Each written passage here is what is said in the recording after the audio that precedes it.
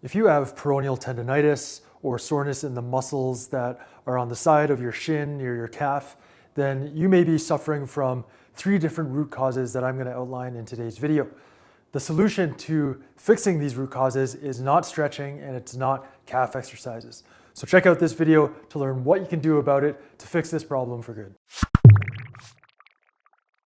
Coach E for Precision Movement, and today we're going to dive into a bit of a biomechanical rabbit hole talking about the problem of peroneal tendonitis. And that's when you have pain and inflammation in the tendons around this area on the outside of your foot, and the muscles that attach to this tendon are the peroneals, which rest up here on the outside of your shin or your fibula bone. This is the fibula bone, this is the tibia right here.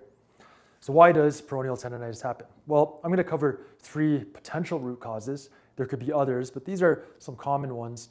And the reason why I want to dive into the rabbit hole here a little bit is so that you really understand why the common advice of just rubbing and massaging the muscles or stretching the calves or doing calf raise exercises are insufficient at best. So the first root cause I'm going to talk about is if you've got a history or you've had a lateral ankle sprain, and that's an ankle sprain where you roll over on the outside of your ankle and the ligaments or the peroneal muscle or tendon itself gets damaged. Now, there are some interesting studies that show that the peroneal muscles are the first muscles to fire when you have an inversion ankle stress. And that's the same stress that occurs when you roll your ankle over. And the reason why they're the first muscles to fire in that case is because they want to prevent that from happening. The peroneals perform 2 movements. The first one is eversion. That's turning the bottom of the foot outwards, and that's how you're going to protect the ankle from rolling over. So if you're about to roll over your ankle and those peroneals fire, they'll keep the ankle in neutral and prevent that lateral ankle sprain. The other function that they do, and this is a lot weaker, is plantarflexion. Now there's some other functions, we'll talk about that in another root cause in a second, but for the purposes of lateral ankle sprains, the peroneals will help to prevent lateral ankle sprains, but if you do roll your ankle and damage the ligaments or the muscle itself, then the rehab process, if it's not sufficient, those muscles will be weak.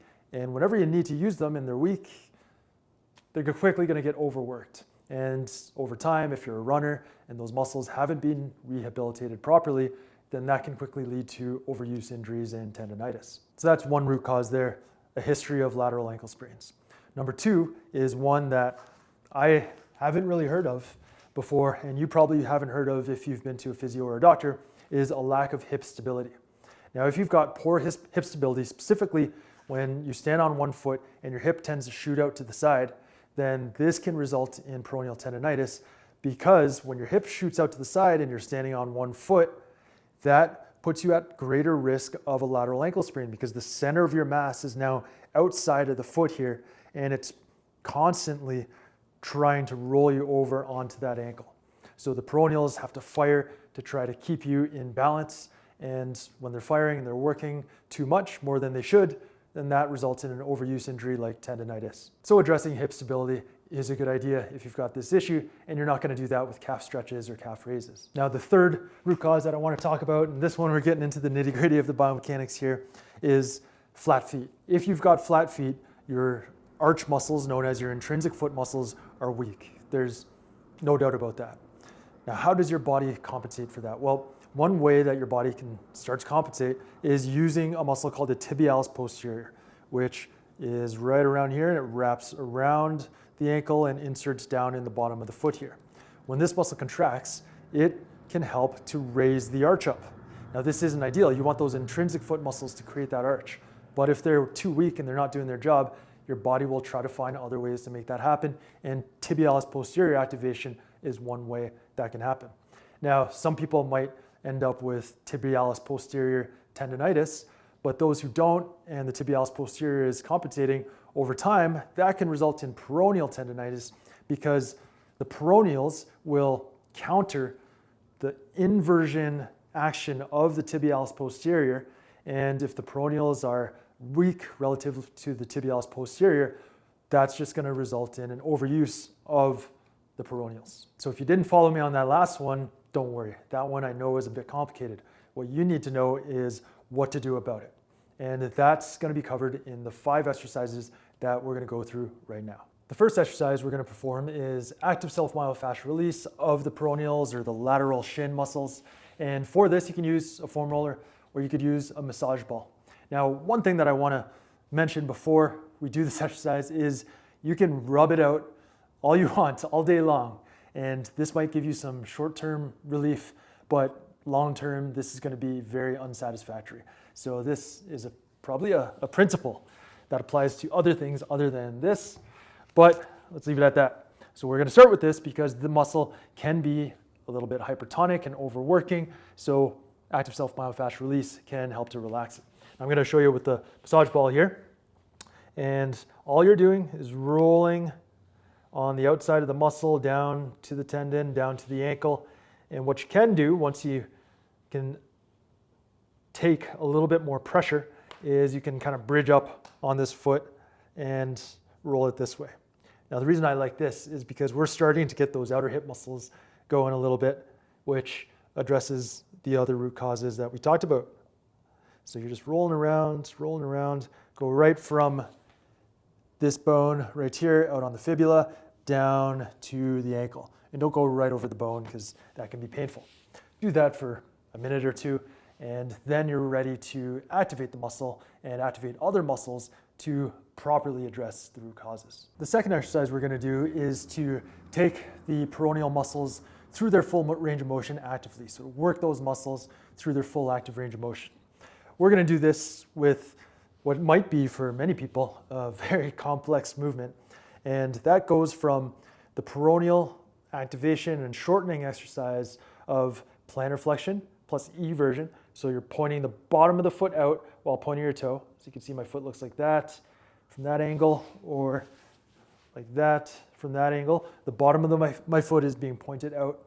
You're going to hold that for 5 seconds, and then you go into dorsiflexion plus inversion.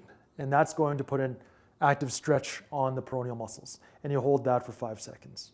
Try to keep your toes relaxed when you do this. So we just focus on these ankle muscles. So you go plantarflexion plus eversion. And don't push down on the floor with your heel. Try to kind of hover a little bit or put your foot underneath your thigh so you're not driving down there. And then you go dorsiflexion plus inversion, turning the bottom of the foot to the inside. Hold each for 5 seconds, keep the toes relaxed. And that is going to activate the muscle, and it's going to actively stretch the muscle. So we're going to work it through its full range of motion, and every muscle in our body needs to have strength control through the full range of motion for optimal function. The third exercise we're going through is the short and skinny foot, which all of my subscribers should know by now. And there's a good reminder, if you're not subscribed, hit that subscribe button and join us on this journey to movement longevity. Short and skinny foot involves putting a little bit of weight on the foot that you're working. And you start off spreading the toes. If you can just do it actively like that, great. If not, use your fingers to spread them out. And then keeping some weight through the heel and the forefoot, specifically the metatarsals, which are underneath the toes at the base of the toe. Keeping weight there, you make the foot short. So pulling the forefoot, the front of the foot towards the heel, and skinny across the metatarsals here. Again, you're keeping some weight on that. So you're training this in a functional type of pattern. Hold that for about 10 seconds, and then you gradually let everything go. And you see your foot kind of flatten down into the mat or the floor and meld into the floor. That's showing you what these muscles do. They're keeping that arch, that active arch. So again, spread the toes, put some weight on it, keep your weight evenly distributed from the heel to the forefoot, and then short, pull the forefoot towards the heel, and skinny across the metatarsals. Keep some weight on there. Hold that for about 10 seconds. Once you're going, try not to excessively curl the toes. So you're thinking of pulling, I'll show you in a second, the metatarsals towards the heel. And then you gradually relax and melt into the floor. So what I mean by the metatarsals, you're pulling this area towards the heel, not curling the toes like that. Now that's a very common compensation where people get into clawfoot, where they only use those toe flexor muscles, which are the more superficial muscles on the bottom of the feet, whereas we want to relax those muscles, and instead we want to work more the deeper intrinsic foot muscles, which are the muscles that will really give you that supportive, active arch that you need to keep your feet and your ankles healthy. The fourth exercise to fix your peroneal tendonitis for good is the side-lying hip extension. And this exercise strengthens the glute medius and outer hip muscles so that when you stand on one leg, your hip doesn't shoot up to the side, forcing the peroneal tendonitis to overwork, which can result in pain and the tendonitis that you might be experiencing. For this exercise, you're lying on your side with your butt about 6 to 8 inches away from the wall. So I'm good there. From here, I want to keep the top leg, I want that knee to be straight and pressing my heel into the wall to activate the glute maximus muscle. So I can feel that muscle working. The whole time during this exercise, I'm pressing into the wall, just a slight pressure. It doesn't have to be very strong.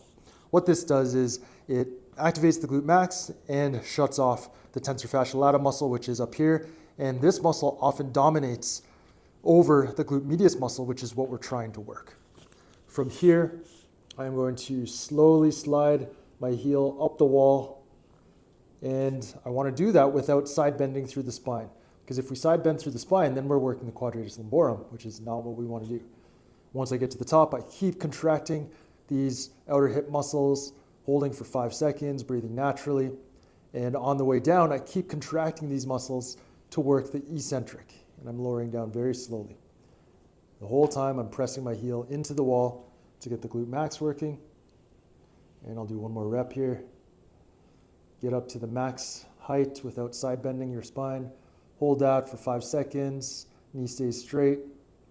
Breathing, and then slowly lowering down, keeping the outer hip muscles contracted.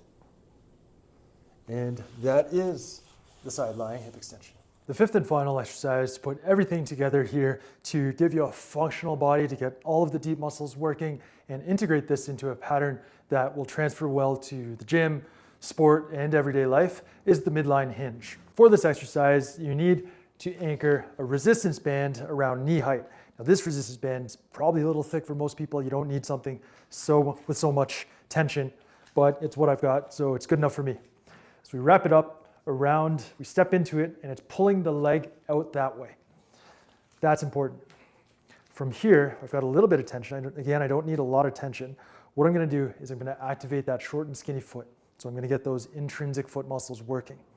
From here, what you can do is just practice balancing and maintaining your position and your posture, not letting the hip shoot out like that, but maintaining that stable, neutral position with the short and skinny foot with the active arch.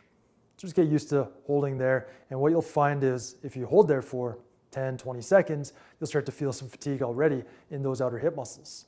And this is great. This means we're working the muscles in a good pattern. We're training that pattern that we need for good stability of the hips.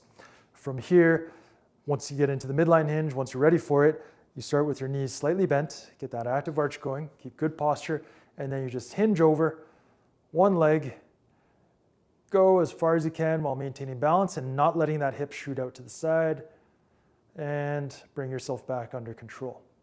Now that could be hard if you have poor balance on one foot already. So an alternative you can do is just do the 1.5 leg midline hinge, where you keep this foot, keep the toes just touching the ground for balance. And again, just touch the ground here and there to keep your balance so that you can get the feeling of balancing on the one foot, but not turning this into an exercise where you're all over the place. So choose your own adventure there. This exercise is going to integrate the feet with all of the muscles that give you hip stability and pelvic stability. It's not just the outer hip muscles, it's the inner hip muscles, the adductors, and it's the deep hip muscles, those deep rotator muscles of the hips and the pelvis that you don't hear about, called the gemellis, the obturators, and the piriformis, those guys. So this exercise is great for integrating everything that we've done previously, and it's something that I wouldn't normally recommend in a video like this because most people need to work on the basics and the fundamentals first before coming over here.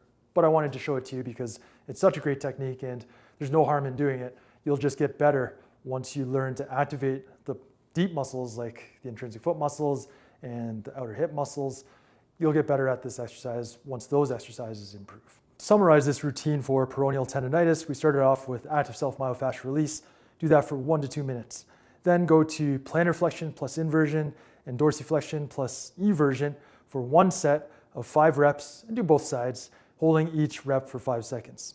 Next, do the short and skinny foot for 2 sets of 3 reps per foot, holding for 10 seconds. Then we move to the side lying hip extension, perform 2 sets of 4 reps per side, holding for 5 seconds. And we finished off with the midline hinge, do 2 sets of 5 reps per. There you have my approach, the precision movement approach to peroneal tendonitis. It's all about getting to the root causes and not just slapping a Band-Aid on it. Now, like I said earlier, the exercises that are in this video just touch on some of the root causes. I've got some other videos here and here that you can check out to go deeper into some of those other root causes. And if you want a step-by-step approach to comprehensively and progressively address the root causes, then get the foot and ankle pain solution, because we do everything from toes to hips and core to make sure we've got all the bases covered.